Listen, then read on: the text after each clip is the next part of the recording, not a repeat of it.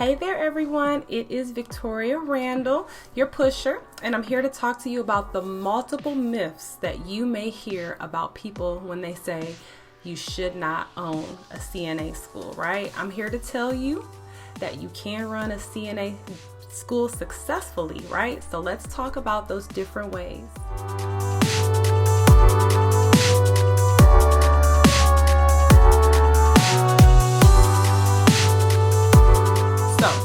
Before I get started, please hit that subscribe button if you haven't hit it already, okay? I want you to be able to learn as much information as you can about starting your own CNA school. So remember, I post videos every Monday at 6 a.m. So you can find a link in the description box below to sign up to receive my emails, all right, if you don't already get them. Now, as you can see, it's weekend mode, okay? So I'm sorry if you get a little bit of extra noise in the background. I have the little ones going, having a blast today. So bear with me, okay? But let's go ahead and get right into it, all right? I want you to type down in the comments below what you have heard negative in terms of starting a CNA school, right? Tell me what you've heard. What negative things have people told you about starting a CNA school? In the meanwhile, if you have not already watched my video on the different ways to monetize your CNA school, the 6 different ways to monetize your CNA school, I have a link to that down below in the description box. So after watching this video, I highly suggest you watch that video as well, because it's going to help you figure out how to make money for your school, right? All right, so myth number 1. People cannot afford entry-level education. In other words, those looking to become a CNA don't have the money to do so. All right, that's one of the myths people tell you on why it's not good to start a CNA school. A part of this myth, I will say, is true. All right, you will have students that will have difficulty paying for school. That's true. All right, some do. Some can't afford it. There are always ways to overcome this issue, though, and that's the way to look at it. So let me explain. All right. As a business owner, you always have to be creative. You have to be innovative. And if you're a nurse, you've already tapped into this ability anyway, right? As a nurse, we have to be innovative. So let me give you a solution to myth number 1. One solution is payment plan, right? Offer a payment plan. This is going to help you significantly. But word to the wise, please make sure you make your students sign an agreement, a payment agreement, right? Because if they don't pay, you want to make sure you have it outlined what will happen if they don't pay, all right? So I'll be posting a video later on this month on how to write a refund policy, and we'll dive into that further then. I'm not going to go too far into that right now, all right? They are having a blast, aren't they? All right. Solution number 2. Another way to overcome the lack of funding is to become a nonprofit center. This is something that I decided to do with my business. It helps me solicit funds for my students who can't pay.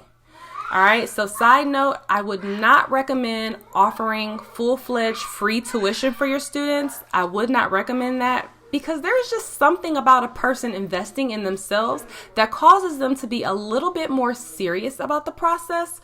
So even if they're paying $50, they're going to be a little bit more, on top of their game if they do so. So the only way I would ever suggest offering a student free tuition is if they are already in some type of a commitment in order to get the free tuition and they're abiding by that commitment. In other words, they've already proven themselves that they'll do right and that they'll abide by the commitment. Otherwise, offering students offset tuition based on their income or based on whatever philosophy or mission that your nonprofit has would be the best way to go. All right. All right. So solution number 3 to myth number 1. And remember, myth number 1 is students can't pay. They don't have the money. All right. So another way to combat this is to turn your CNA school into an actual institution. All right. What do I mean by that? Some states already require you when you start a CNA school to actually have your school be an institution. This means that you get actual accreditation through the Department of Education or some other state accrediting body. All right.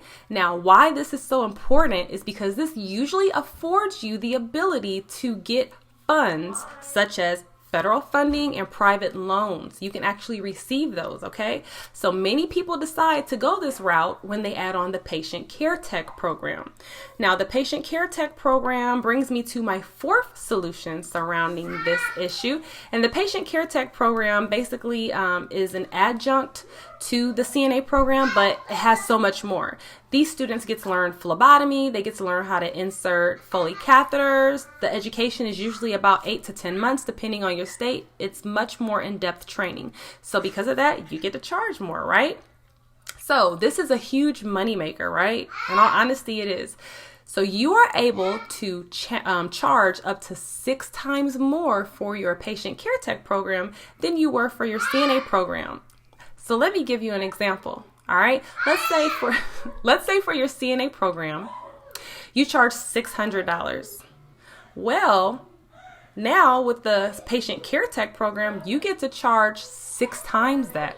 So now you get to charge $3,600, right? And you also get to solicit funds federally and or privately, depending on your institution, for that, so that your students don't have to come out of pocket for that. So this is another way to overcome that issue that students can't pay, okay? But you may say to me, but Victoria, we're talking about students can't pay, so how can they afford $3,600? Remember, you're going to be an institution, which means that you have the ability to receive these federal or private funds. So just like anyone else who wants to further their education, they'll take out a loan or they'll get federal funds and then they'll pay you. And they'll just have to pay on the back end, right? So that's another way you can overcome that issue. Now, myth number 2. Now, before I get into myth number 2, let's just say that was a mind-blowing fact. I really think that was a mind-blowing fact that a lot of people that want to open up a CNA school don't even know exists. But after that mind-blowing fact, I will still continue to move on because I want you to get all the information you can from this video. So the second reason some people say that you can't make money with a CNA school is because they say CNA programs don't make a lot of money. Yeah, you can bring students in, but at the end of the day, it's still not making a lot of money. And that depends on your business model. Okay, so let's talk about your business model. Are you only going to offer classes once a month with one instructor? Yeah, if you do that, you probably are going to struggle. All right, you probably aren't going to bring in a lot of money because you're not maximizing on your buildings and your educational offerings potential. All right, so let's talk money real quick. Now, I will tell you right now that there are students out there. I think I just did a live session a few minutes ago on Facebook, and some of the people were saying, well, the market is so saturated, Victoria. I mean, everyone has a CNA school. They're popping up everywhere, right? But let's stop for just a minute and let's think about the future of healthcare. Let's think about it. According to the Bureau of Labor Statistics, and this is just one you can look up, I'll probably even put the link in the description box below because I'm all about citing your sources, all right? They say, quotes, overall, the employment of nursing assistants is projected to grow by 11% from 2016 to 2026. This is faster than the average for all other occupations. As the baby boomer population ages, the need for nurse aid assistants will be at an all-time high, end quotes. That's huge. That is huge. That means that there is no worry about the fact that you won't have students. They'll come because they are needed, all right? Also, fun fact, did you know some of the nursing schools now are requiring that their students become a CNA as a prerequisite to the program? Yes. Many states are starting, not the states, but many institutions are starting to ensure that this is a requirement for their students to make sure that they know what they're getting into because there's a high dropout rate of nurses, all right? So if you are CNA first, you know what you're getting into and you're more likely to move forward to the next level and take the program seriously. I have a college that I've partnered with that sends me students because their own CNA program that they have is busting out of the seams and it's not enough to prepare enough nursing students for their program. So they send me their overflow and then I teach them and then they go and apply to their nursing program at that school. So look at the colleges around you and see if you can partner with them. All right, so back to another solutions for myth number 2. So will you ever be out of students knocking on your door again? No. All right. But back to my main point was, let's talk money. Do you want one class a month with one instructor, or do you want to expand your offering? Depending on your state, a ratio of maybe 14 students to one instructor may be the case, right? So let's do the math. All right, I want you to take a look at this slide. All right, this is classes per month options. So let's say, I love this, the not so smart class offering is that you want to offer one class. All right, one class only, and that's the day class, and that it goes, it has one teacher, and that it has 14 students, and that the cost for that is $600 per student. So 600 times 14 is $8,400, right? But let's talk about the smart class offering. The smart class offering would be to expound upon your opportunities as best as you can. So let's say you have 3 classes. You have a day class, an evening class, and you have a weekend class for that month, which means that you have 3 different instructors, which means that now you can have up to 42 students in that month. Well, guess what? 42 times 600 equals what? 25,200. That's a big difference from 8,400, right? So I want you to think about that. And just know that I'm saying $600. I'm just throwing that out there as a cost, but you can charge whatever you want for your program. Do not think that that's just kind of like the median, but don't think that's what you have to charge. You can charge what you want based upon what you're offering. But come on, guys, 8,400 versus the maximum potential of 25,200. That's a huge difference, all right? So yes, you will still have to pay out more per pocket for the teacher because you have 2 additional instructors, but that's okay. It's more than worth it. And guess what? At the end of that day, that overhead rent is going to be the same. So it doesn't matter if you have 14 bodies in that building for that month, or if you have 42, that rent is still the same. So why not maximize upon the potential of getting as much funds as you want coming in, all right? So as you can see, offering multiple class offerings is very lucrative for your CNA school, especially if your classes are filled. All right, solution number 2 to myth number 2. Now you may say, Victoria, when I first opened my school, I don't think I can fill up all 3 classes all at one time. You know, my school won't be making money in the beginning. So then what? What am I supposed to do? Well, if you haven't already watched my video, I want you to watch it, called the 6 Top Ways to Earn Fast Cash for Your CNA School. All right. The different ways: become a CPR instructor. Teach CPR classes out of your building.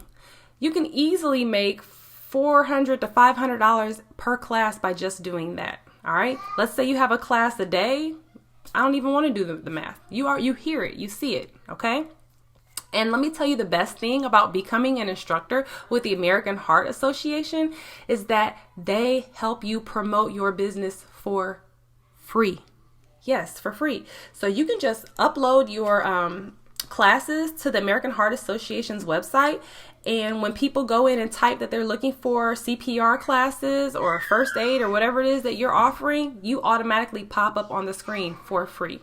So that's awesome. All right, so another solution to myth number 2, you can also rent out your space. Rent out your space for community use. All right, if you have a classroom, you have tables, you may have a projector. These are all things that people need for meetings, right? So charge people to have meetings when you're not having classes. Easy, right? Ma'am. I'm getting ready to bring them up here for y'all to meet in just a minute. All right, what was I saying? Okay, yes. So you can bring in income by offering additional programs for your schools, like the medication tech program, the medical assistant program, and we've already talked about the patient care tech program. So, I mean, any type of allied health program that you want, you can bring into your school and you can make money off of it. So please maximize your potential. All right. Now, I think I'm going to go ahead and get ready to end this video. I hope that information was very, very informative for you. And I want you to remember that there are going to be a lot of naysayers out there, okay? A lot of naysayers trying to steer you away from what it is that you want to do only because of what they think.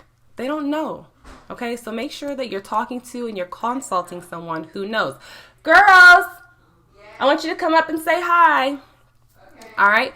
So please ask someone who knows. Make sure that you're not just taking the word of anybody and then being done with it, okay? All right. So Victoria Randall, your pusher. Thank you so much for watching and listening. And again, this is weekend mode. So I appreciate your patience. Say hi. Hi. All right. This is Malay Love. This is my middle one. All right. Next. Coming. Are you going to say hi? Hi. Oh, Lord. What happened to your barrette, ma'am? Okay. All right. And then, come on. I got to end this video. Come here, mama. Aha. I know. What's that all over your face? Say hi. Banana. Hi. You eating banana? This is Milan. This is the baby. All right. Come on. You called me Milan. And this No, is I the did baby. not. Yes, you did. And then this is Leah. This is my oldest. All right. So these three keep me busy. Oh, yeah. We're the busy, ASMR. we're busy children. Okay. All right. So thank you guys for watching. You have a good one. Say bye. Say bye, Milan.